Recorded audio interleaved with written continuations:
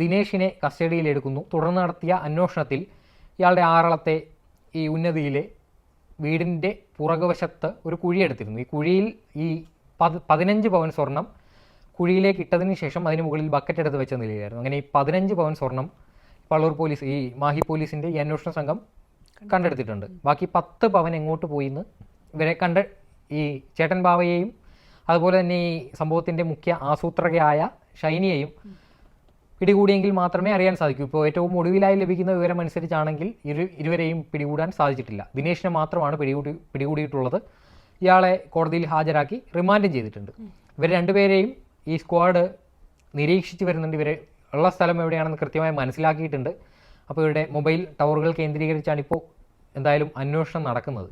അപ്പോൾ താമസിയാതെ ഇവരെ പിടിച്ചതിന് ശേഷം ഈ ബാക്കി സ്വർണം 25 പവൻ സ്വർണ്ണമാണ് പോയിരിക്കുന്നത്. 25 പവനിൽ 15 പവൻ ഇതിനോടകം കണ്ടെത്തി കഴിഞ്ഞു. ബാക്കി 10 പവൻ എവിടെയെങ്കിലും വിറ്റിട്ടുണ്ടോ അല്ലെങ്കിൽ ഇത്തരത്തിൽ മറ്റെവിടെയെങ്കിലും ഒളിപ്പിച്ച് വെച്ചിട്ടുണ്ടോ എന്നൊക്കെ അന്വേഷിക്കേണ്ടിയിരിക്കുന്നു. അപ്പോൾ ഇത് കണ്ടെത്തുന്ന മുറയ്ക്ക്, ഇവരെ പിടികൂടുന്ന മുറയ്ക്ക് ഈ ബാക്കി ഇത്തരത്തിൽ ഈ ഹോം നേഴ്സായി പോയിട്ടുള്ള ഈ ഷൈനി മറ്റെവിടെയെങ്കിലും ഇത്തരത്തിലുള്ള മോഷണം ആസൂത്രണം ചെയ്തിട്ടുണ്ടോ, നടപ്പാക്കിയിട്ടുണ്ടോ എന്നത് അന്വേഷിക്കും. ഇപ്പോൾ എന്തായാലും മാഹി ഇൻസ്പെക്ടർ അനിൽകുമാറിൻ്റെ നേതൃത്വത്തിലുള്ള അന്വേഷണ സംഘമാണ് ഈ കേസ് അന്വേഷിക്കുന്നത്.